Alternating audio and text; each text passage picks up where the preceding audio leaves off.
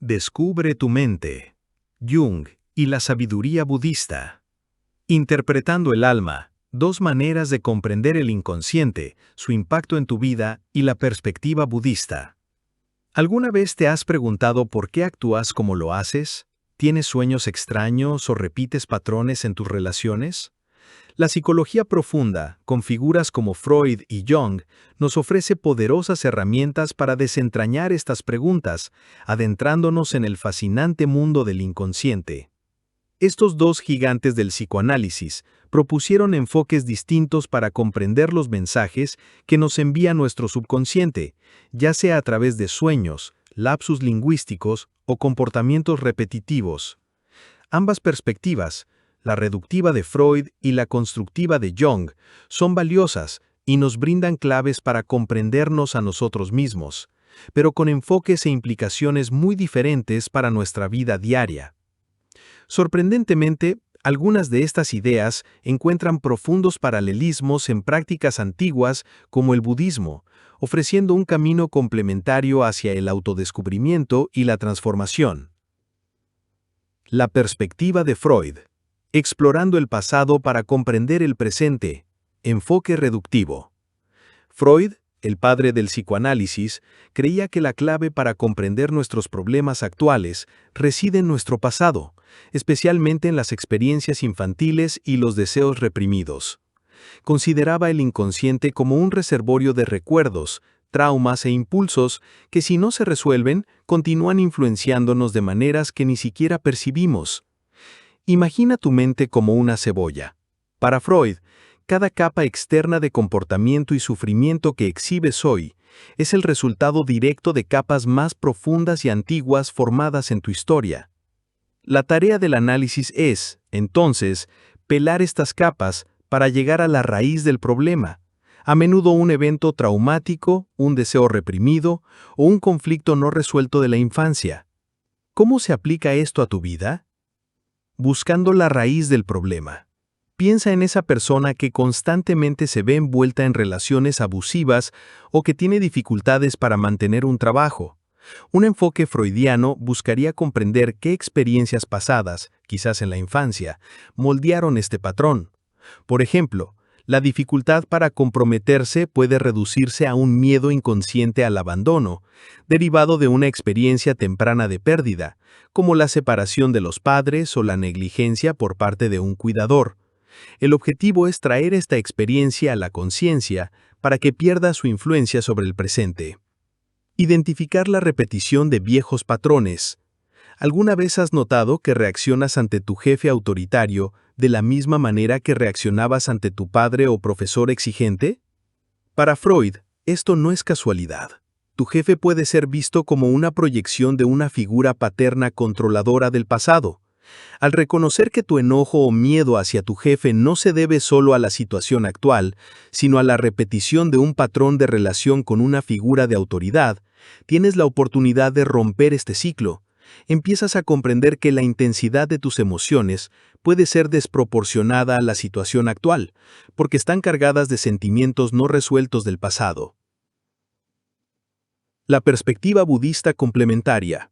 Mientras Freud busca el origen en el pasado personal, el budismo va más allá, analizando el karma y las existencias pasadas. Si bien no se trata de una búsqueda de traumas infantiles en el sentido freudiano, el concepto budista de que nuestras acciones, pensamientos y palabras pasadas, en esta o en vidas anteriores, moldean nuestra realidad presente, resuena con la idea de que los patrones se repiten. La práctica de la meditación introspectiva, llamada vipassana, nos permite observar el surgimiento y la desaparición de pensamientos y sensaciones, incluyendo aquellos que revelan condicionamientos antiguos, los samskaras, que sería análogo a los complejos freudianos. La diferencia radica en que en el budismo, el enfoque no se centra tanto en la culpa o la causa del pasado, sino en observar y desprenderse de estos patrones para liberar la mente en el presente. La visión de Jung, construyendo el futuro desde el inconsciente, enfoque constructivo. Jung, discípulo que posteriormente se apartó de Freud, aportó una perspectiva diferente. Para él, el inconsciente no es solo un repositorio del pasado, sino también una rica fuente de potencial y recursos para nuestro desarrollo futuro. No ignora el pasado, pero se centra principalmente en el significado y el propósito de los símbolos que emergen del inconsciente y cómo pueden impulsarnos hacia la plenitud y la autorrealización. Jung veía las almas como un organismo vivo en constante evolución. Los síntomas, los sueños y los conflictos no son solo el resultado de traumas pasados, sino también mensajes e invitaciones del inconsciente para que nos volvamos más completos. ¿Cómo se aplica esto a tu vida? Descubriendo recursos internos para el futuro. Volvamos a la persona que experimenta dificultades en sus relaciones.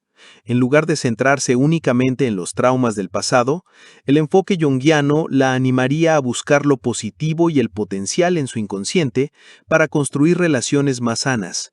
Quizás la dificultad para entablar relaciones sea una señal para que desarrolle más autonomía y confianza en sí misma antes de comprometerse en una relación, o para que aprenda a expresar sus propios deseos y límites con asertividad. El arma del ejemplo original podría ser en este caso la capacidad de establecer límites saludables, defenderse y buscar lo que realmente desea en una pareja, en lugar de someterse. Transformar miedos en potenciales. ¿Alguna vez has tenido un sueño recurrente en el que te perseguían?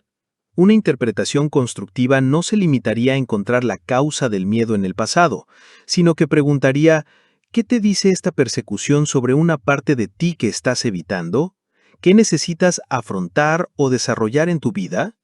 El perseguidor podría ser un aspecto descuidado de tu propia personalidad, quizás una parte de ti que es asertiva, creativa o ambiciosa, pero que reprimes por miedo o inseguridad. Al integrar este aspecto, el miedo se transforma en potencial de crecimiento personal. Pasar de la pasividad a la acción. Imagina que te ves como alguien siempre pasivo, que cede fácilmente a la voluntad de los demás. Una interpretación constructiva de un símbolo como la espada, que representa la fuerza de voluntad, te impulsaría a reconocer tu voluntad y discernimiento inherentes. En la práctica, esto podría manifestarse al tomar finalmente una decisión importante de forma autónoma, como cambiar de trabajo, iniciar un proyecto personal audaz o expresar una opinión firme en una conversación familiar, en lugar de simplemente estar de acuerdo. Es una invitación a tomar las riendas de tu propia vida. La perspectiva budista complementaria. El enfoque constructivo de Jung, centrado en el potencial y la plenitud, encuentra un eco directo en el budismo. El objetivo budista de la iluminación, nirvana, no es solo la liberación del sufrimiento pasado, sino la plena realización del potencial humano, cultivando cualidades como la sabiduría, la compasión y la ecuanimidad. La meditación no se trata solo de limpiar el pasado, sino de desarrollar nuevas cualidades mentales y una percepción más clara de la realidad. El octavo sendero, por ejemplo, es la construcción activa de una vida con intención, palabra, acción y esfuerzo rectos, todos dirigidos hacia el desarrollo futuro y la liberación. El arma de Jung, en el budismo, podría ser la sabiduría, la capacidad de discernir la realidad y actuar con destreza, superando la ignorancia y los apegos que nos limitan. Sugerencia y disponibilidad psicológica. ¿Por qué algunos consejos resuenan más que otros? Jung también abordó una objeción común. ¿Es la interpretación constructiva simplemente una sugerencia del terapeuta? Argumentó que ninguna sugerencia se acepta sin la correspondiente disponibilidad psicológica del paciente. En otras palabras, si una idea, consejo o interpretación perdura y se hace duradera, es porque la persona ya tenía una inclinación interna hacia esa idea, una semilla ya plantada en su inconsciente. El poder no reside en la sugerencia en sí, sino en la resonancia que encuentra en la persona. Ejemplos prácticos. Consejos que perduran. Recibes un consejo de un amigo para cambiar un hábito, como empezar a hacer ejercicio. Si este consejo resuena con algo que ya pensabas o sentías, tu disponibilidad, es mucho más probable que lo adoptes. Ya tenías la inclinación a mejorar tu salud, pero si no existe esta conexión, el consejo se olvidará o ignorará rápidamente, incluso si tu amigo insiste, no encontró en ti un terreno fértil. El mensaje inspirador de una película. Ves una película y una frase o escena específica te impacta profundamente, provocando un cambio de perspectiva en tu vida o inspirándote a actuar. No se trata de una sugerencia mágica de la película, sino de que este mensaje tocó algo que ya estaba latente en ti, una necesidad o deseo inconsciente que necesitaba un detonante para aflorar. La película simplemente expresaba algo que ya sentías. La perspectiva budista complementaria. En el budismo, la idea de la preparación psicológica es crucial para la eficacia de las enseñanzas. Buda enseñó de diferentes maneras a diferentes personas, reconociendo que la capacidad de comprensión, dana, varía. Una práctica o enseñanza solo tiene sentido y se internaliza si la mente del practicante está lista o madura para recibirla. La fe, sada, en el budismo, no es ciega, sino una confianza en la posibilidad de transformación basada en la experiencia personal. Así como la sugerencia de Jung necesita resonancia, las enseñanzas budistas requieren apertura y una inclinación interior para ser verdaderamente absorbidas y transformadoras. Si aún no estás listo para la meditación, por ejemplo, el consejo de meditar no te será útil por muy buenas que sean tus intenciones. La función trascendente en la práctica. Más allá de la terapia y los sueños. Jung observó que durante la terapia, la función trascendente, la unión entre lo consciente y lo inconsciente que nos guía hacia la plenitud, recibe inicialmente un fuerte apoyo del analista. Sin embargo, el objetivo final es que el paciente sea autosuficiente, accediendo e integrando su propio material inconsciente. Aunque la interpretación de los sueños es un método ideal para esto, Jung reconoció que es muy difícil analizar eficazmente los propios sueños, ya que tienden a ser fragmentados e ilógicos. Para que el individuo desarrolle la función trascendente en la vida cotidiana, es necesario acceder al material inconsciente de otras maneras. Otras fuentes de material inconsciente que puede notar. Interferencias de vigilia. Esos pensamientos que aparecen en la mente sin razón aparente, imágenes, sensaciones o intuiciones repentinas que parecen surgir de la nada. Asociaciones libres. Decir lo primero que viene a la mente en respuesta a una palabra, imagen o situación. Esto revela conexiones inconscientes. Ideas sin sentido. Pensamientos aparentemente inconexos que surgen y, a primera vista, carecen de lógica. Lagunas de memoria y olvido. ¿Dónde se dejan las llaves? El nombre de alguien que se conoce bien, una tarea importante que se ha olvidado. Actos sintomáticos, pequeños gestos, hábitos inconscientes o accidentes como morderse las uñas, golpearse los dedos o tropezar repetidamente que pueden tener un significado oculto. Estos materiales, aunque a menudo fragmentarios y sutiles, son más valiosos para el proceso constructivo porque revelan perspectivas sobre las dinámicas inconscientes del momento presente, impulsando a la persona hacia adelante y hacia la plenitud. Ejemplos prácticos de acceso al inconsciente fuera de los sueños. Percepciones durante un paseo o en la ducha. Estás pensando en un problema en el trabajo y de repente, mientras caminas o te duchas, surge una idea en tu mente, aparentemente de la nada, que te ayuda a ver la situación de una manera nueva o a encontrar una solución. Esta es una interferencia del inconsciente en el estado de vigilia que aporta una nueva perspectiva. El revelador lapsus, es decir, desliz lingüístico, estás hablando con un compañero de trabajo y de repente lo llamas por el nombre de una expareja o dices algo que no querías decir, un lapsus. Analizar este lapsus puede revelar un pensamiento o sentimiento inconsciente que has estado reprimiendo. Por ejemplo, llamar a tu jefe por el nombre de tu padre puede indicar una dinámica inconsciente de autoridad sin resolver que se proyecta en tu relación actual. El hábito inexplicable. Te encuentras comprobando compulsivamente si la puerta está cerrada varias veces antes de acostarte, aunque sabes que ya lo has hecho. Este acto sintomático puede ser una señal de ansiedad o una necesidad de control que tu inconsciente intenta expresar. Al explorar la causa de este hábito, puedes encontrar su raíz, quizás un miedo subyacente a la vulnerabilidad, y desarrollar mecanismos de afrontamiento más saludables. Olvidar algo importante que no querías hacer. Olvidas llamar a alguien o acudir a una cita que secretamente no querías. Este olvido no es habitualmente accidental, sino una manifestación de la negativa del inconsciente a cooperar con una exigencia que le desagrada o que va en contra de sus verdaderos deseos.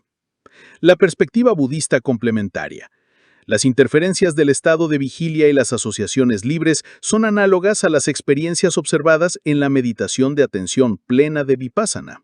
Durante la meditación, se nos invita a observar, sin juzgar, los pensamientos, emociones y sensaciones que surgen.